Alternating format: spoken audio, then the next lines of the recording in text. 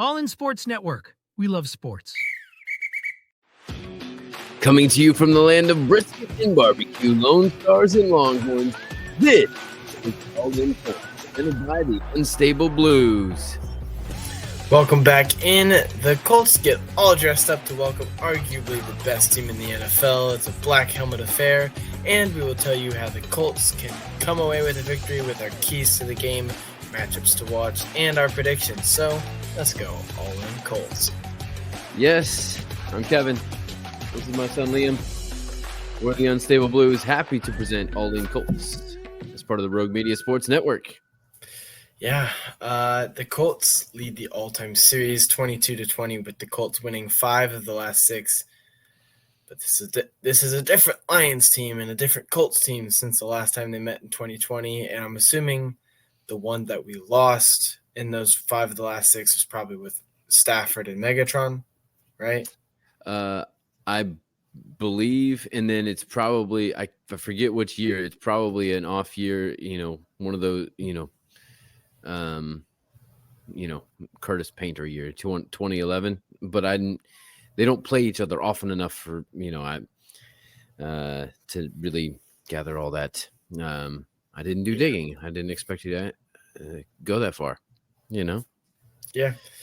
The Colts are also winless in the Indiana Knights uniforms just from last year. We've just played one game in them. The Colts yes, just played one game in them. Just one game.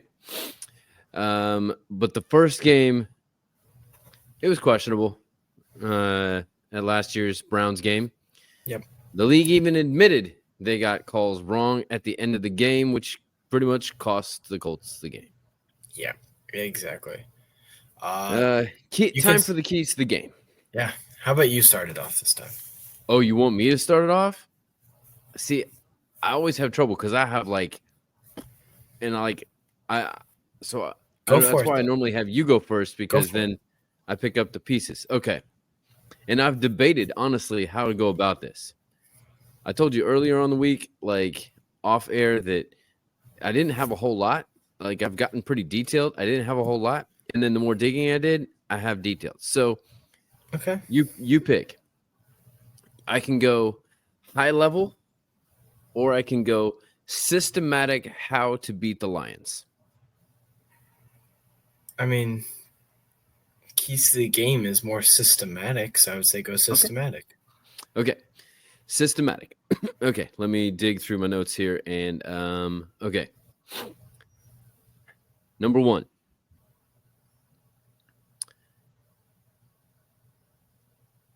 Make sure that you have the ball first. This shouldn't be too hard, okay? If you win the coin toss, elect to receive, which is a rarity.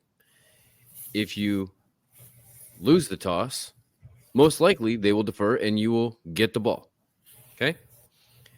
Because step number 1 is get the lead first. Get the lead.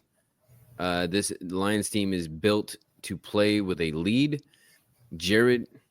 Bold statement, Jared Goff is not as good as his numbers project. So are you saying he's a system quarterback? I'm saying that at the heart, Jared Goff is simply a game manager. Okay. That Jared Goff is only as good as his run game and his offensive line will allow him to be. Now, this could be said for maybe many quarterbacks, but more so in his case. So, get the ball first, score first, go up, make them play from behind. Number 2, make sure you shut down the run from both guys. And you got to know where they're going to try to go with who's in there. If Jameer is in there, they're going to try to run outside. Maybe not to begin with. They might run off tackle and then bounce it, right? Or they're going to try to bounce it to begin with. And watch the screen game. They love to get him on the screen game, right? Get everybody going one way and then screen him the other way, right? And then David Montgomery, that's Grove and Buck. You got to shut it down. And Zaire, right? That's the what do they call it in the Vikings game? The the disaster triangle, something like that. That's up to those guys. So shut down the run. So, okay, get the lead, shut down the run. And then once you do that, once you prove that you do that, then you have to pressure Goff. Don't blitz early, blitz late, right? Make sure you shut down the run first. Be disciplined in the gaps and everything like that. Shut down the run. Then, once you've established that, then you can bring the house against Goff, and he won't know what to do because he's got to pass it now because you got to lead. He's got to play from behind. You've shut down the run game. What else do they have? Yep. Yes, I'm on Round St. Brown. Got it. Okay, fine. Jameson Williams deep. Fine. You know who they are and what they can do. It's not how to beat them is not complicated. Executing it and forcing them into that is a different story, but the blueprint is not difficult. It's not brain surgery. Yeah. Right. On defense, well, that is on defense. On offense, you got to run the ball, and I know that's kind of your thing. I will say this: points off turnovers are huge. Houston only scored 10 points off of their 5 interceptions 2 weeks ago. That's not good points off turnovers, right? You get turnovers, you make them pay because you have to take the ball and you have to protect the ball. Yep. I flipped it this week because I was talking about defense first. And then time of possession is going to be huge. Make sure that you possess the ball. Okay. We love the explosive plays, but ball security and taking care of it and putting together long drives, time consuming drives is going to be important, right? Because it keeps the ball out of their hands. And then, okay, that's pretty much it. Like that's how you beat them. Okay. Yeah. Don't forget the screen game. Nothing neutralizes an aggressive defense, which they have more than a screen game, right? Demoralizes an aggressive defense. Also, JT has to be more decisive over patient this week. He's known for his patience, but what I saw Joe Mixon be successful with is hit the hole and go. Hit the hole and go, right? Get upfield as quick as possible because with the aggressive defense, they're going the other direction. So if you wait, that gives them time to come back around. So hit the hole and go. Yep. A couple other. Okay, I'm gonna bring out all my inner coach right now. No one gives you a chance. No one. So play with that chip on your shoulder and out-grit the grit team. I've heard actually several players this week talk about Shane's mantra for the week is bullying the bully. You got to out-bully the bully. And I love it. For the Lions, this is the 20-year anniversary of Peyton Manning throwing for 6 TDs on Thanksgiving. If you're the Lions staff, you're showing them highlights of that game, right? And saying this is what they did, and knowing what they've done this year, they, put their foot on the gas and on your throat and, the whole deal, right? And then as far as the Colts, the Lions players and the media are all laughing at the Colts and giving the Colts no chance. The Colts coaching staff use that. And then do not try to out-risk Dan Campbell. Let him risk it. You play it safe. If you get in a position where you're debating field goal, touchdown, field goal, right? Field goal, go for it, field goal, right? Get points, don't risk it. Let him be the idiot that risks it. Let it come back and bite him. And then finally, outlast is the name of the game. A lot of times you say be prepared, play all 60 minutes. You have to be prepared to play 70 minutes in this game. Because if you're prepared to play 70 minutes, that means you are going to play every single bit with every single ounce of your being. That's how you get it done. What are your keys to the game? I'm going to go make sure my computer's plugged in. Okay. First off, this is weird. You're going to see this as a weird talking to no one. First off, say it like normal. Run the ball and keep running the ball. If you run the ball, you open up so many things if you run the ball. I already said my thing. I heard. Okay. You have so many other things you can do with the ball if you run it and keep running it. JT didn't have a good game, but they ran it a decent amount, so it opened up the playbook. Obviously, JT is the number one guy on our team, and every single team knows that. Our team knows that. Everyone knows that. So, obviously, we're going to use him. If they try to shut him down early, okay, switch to passing, then move back to the run game. Don't get away from the run game too much. And you talked about explosive plays a little bit. I'm going to hit on that right here. Have explosive plays. You know how many explosive plays AR had? One last week. One explosive play to Pierce down the sideline on the last. You don't count that first one to Downs? Where Downs laid out for it? It was a third down. It's early in the game. No. Okay. But that was the AD Mitchell almost score? That wasn't supposed to be. I'm saying designed explosive plays. Okay. Nothing was designed except the one to Pierce, which he barely got tackled on. Have more. We barely had anything. I wonder if that's Shane kind of being like, okay, let's just kind of ease him in to it, and then we can let him kind of free roam with the explosive plays. Or if that was Shane being smart, being like, hey, we're not going to do it this week because we know we can beat the Jets without that, and then we're going to unload it on the Lions. Also, Jameis Winston said what I'm about to say. He was talking about how to beat the Steelers in the type of weather that he's playing in, because you told me it's the first game he's played in below 40 because he played for the Bucks. He grew up in Alabama, and he went to play at Florida State, and he played for the Bucks, and he played for the Saints. Yep, all warm weather places. So he said this. He said, when every play by play, possession by possession, it's exactly how you got to play a tough opponent. The Browns came into the game not really expecting much. I'm pretty sure they're winning as of right now.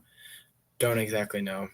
But that's exactly how you got to come in if you're the Colts. You got to come in with a mindset of, hey, I'm going to win this play. Or you could even take it, I'm going to win this matchup. If it's Jalen versus Amon-Ra, Jalen, win your matchup. Don't let Amon-Ra beat you. Win your matchup, because that's going to be a very important matchup. And, I mean, I don't have anything else to say, so I guess we can just jump into matchups already. All right.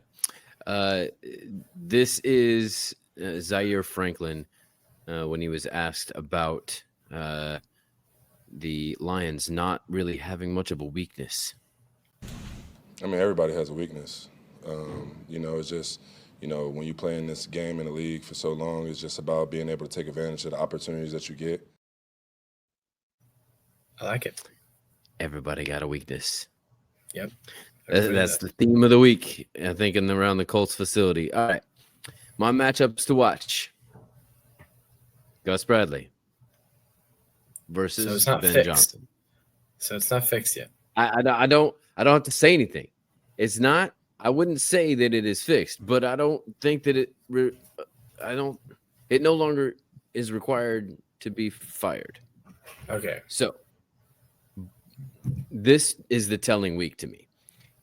If the Colts can do what they have shown that they are getting done over the past several weeks, and they can, like, if they can hold the Lions as a whole to like 4.2 a run and only 120 total rushing, that's pretty good. That's headed in the right direction, especially against this team, right? Yep. That's the clue to me. So, but it's got. I mean, Ben Johnson is doing what Ben Johnson does, and what the Lions are doing the past 2.5 years, whatever. Okay. So Gus Bradley versus Ben Johnson is my first one. I'm going to go out on a limb, and I am going to see your Jalen Jones and go Sam Womack versus Amon-Ra St. Brown. Okay. But I also know it kind of depends because they line up St. Brown lots of different places. And so it may just be a collective, right? No matter where it may be all three of, Kenny Moore and Jalen Jones and Sam Womack against Amon-Ra St. Brown. But as far as size, I put Jalen Jones more on Jameson Williams. But at the same time, that may be Julian Blackmon at times. Okay. If in certain zone situations and help over the top with that deep ball with Jameson Williams, right? Yeah. Kwity Paye versus Penei Sewell. This is interesting because what the Lions like to do is actually get Penei Sewell out in space, much like the Colts do with Quentin Nelson, leading Jahmyr Gibbs down the field. So how can Kwity account for that, but also utilize that to beat Penei? Yeah. Right. It's all about getting hands up, right? Even if you can't get to Goff, you got to get the hands up in the lanes. Agreed. Zaire Franklin versus David Montgomery. Nick Cross versus Jahmyr Gibbs. So I gave different assignment to the different running backs based on what they do and what I believe the Colts defense, how they can best handle that. EJ Speed and or Julian Blackmon versus Sam Laporta. Laporta is back. He's back at practice. So that is one more tool that they have, one more weapon that they have to use. Braden Smith versus Zadarius Smith. Smith versus Smith. Which Smith will do better? Braden has kind of fallen. He's gotten some penalties, some other things like that. The Colts' whole right side of the line is not doing so hot as of late. Alec Pierce / Adonai Mitchell versus Terrion Arnold. I would love to see Adonai versus Terrion, both rookies. Love to see that matchup and what that would look like. Anthony Richardson versus Brian Branch. That means both the running and the throwing and the eyes and all of that, right? That to me is a much like I talked about a few weeks ago with Josh Allen versus Zaire Franklin, kind of being a new Peyton Manning, Ed Reed. This is a much more of a chess match kind of deal, right? That Brian Branch, as the strong safety, is going to have that decision whether he's going to come down and help in the box, help out the run, or if he's going to go back and play deep and try to get the picks that he's known for, right? He's got to make that choice. Not an easy decision with Anthony Richardson. JT versus Jack Campbell, their middle linebacker, is a stud. And then finally, Shane Steichen versus the pride of Glen Rose, Texas. You've been there. You've been to camp there, Dan Campbell. In my view, Campbell is for sure a bona fide head coach, whereas we've mentioned Shane Steichen is still maybe just a play caller at this point. Mm-hmm. So that's a matchups to watch. Here's Shane talking about Dan Campbell. You know Dan Campbell at all? I know him. I've had conversations with him. Don't know him super well, but I got a lot of respect for what he's doing and what he's built there for sure. What what stands out on the film? Just the way they play. I mean, they're tough on all three phases. And it shows. It definitely shows. All those guys are flying around making plays. They're having fun doing it. All right. You got anything left? Matchups to watch? Did I steal everything from you? You saw a lot, but I can come up with some stuff. All right. I already talked about Jalen Jones a little bit. If he's on Amon-Ra, then Jalen and Amon-Ra. If he's on Jameson Williams, then him. Kenny versus whoever he's on. I'm sure Kenny will lock him up. I'm gonna throw in one Josh Downs versus Space, where he can find the space, because that is what he does. Yep. I'm also gonna say sorry, I had one and I kind of lost it. Trying to get it back. All right, Colts O-line, the best pass blocking offensive line in the league. The statistics show that, for anyone who does not believe me. Versus a good defensive line in the Lions minus Aiden Hutchinson. Yes, That is huge in Zadarius the Smith. pass game. But Zadarius Smith, yes. Yeah. But still, Aiden Hutchinson was the leader Oh, yeah. on that defensive line for sure. Leader in the league in sacks before he went down. So, I mean, I don't have many other matchups really. I think another one is Battle of Kickers. I feel like if the Colts and Lions both play a bend don't break, then it comes down to Matt Gay, and I believe Jesse Bates is his name, or something. Jake Bates. Yep. Yeah, Jake Bates. Who I have on fantasy. But I have him on Raw as well, and I can't take him off because I need him this week. So I'm running short on my wide receivers. But yeah, other than that, I don't have much. All right. Why don't you give us then your all-in player to watch? I think it has to be. I'm gonna do just a combo of two players because they're kind of the same position. In Grover Stewart and DeForest Buckner. I think if you can apply pressure, stop the run game, it becomes a lot easier for you. The game becomes easier for you. Yep. I'm going to throw out a complete wild card here. I had something different, and I was like, no, I'm going to do this.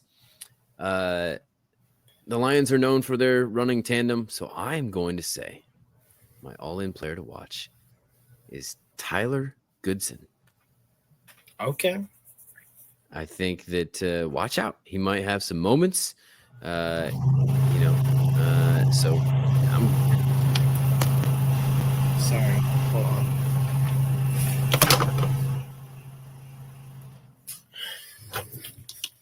Sorry. That was fun. The heat just turned on. Oh, yep. It's that time of year in Texas. Mm-hmm. Yep. They have it set to a certain point where if it's above a certain point, it's AC. If it's below, it's heat. So to make sure to check which one it is if the AC ever turns on. Yep. That's a good way to do it, you know?